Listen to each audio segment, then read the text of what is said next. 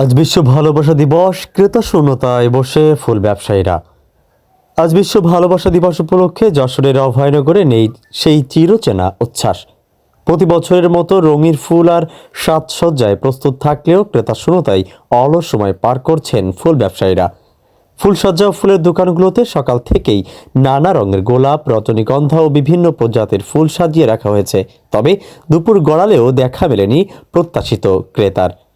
ব্যবসায়ীরা জানান, অন্যান্য বছর ভালোবাসা দিবসের আগের দিন দিবাগত রাত থেকেই দোকানে উপচে পড়া ভিড় থাকতো, কিন্তু এবছর ত্রয়োদশ জাতীয় সংসদ নির্বাচনকে কেন্দ্র করে মানুষের ব্যস্ততা ও রাজনৈতিক পরিবেশের প্রভাব পড়েছে ফুলের বাজারে। একাধিক ফুল ব্যবসায়ীরা বলেন, সকাল থেকে দোকান খুলে বসে আছেন, কিন্তু এখনো পর্যন্ত তেমন কোনো বেচাকেনা হয়নি। আগের বছরের তুলনায় এবার ফুল বেচাকেনা অনেকটাই কম।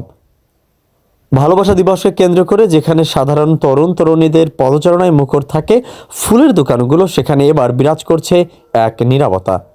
নির্বাচন পরবর্তী পরিস্থিতির কারণে স্থানীয় ব্যবসায়ীরা আশানুরূপ বেচাকেনা না হওয়ায় হতাশ প্রকাশ করেছেন।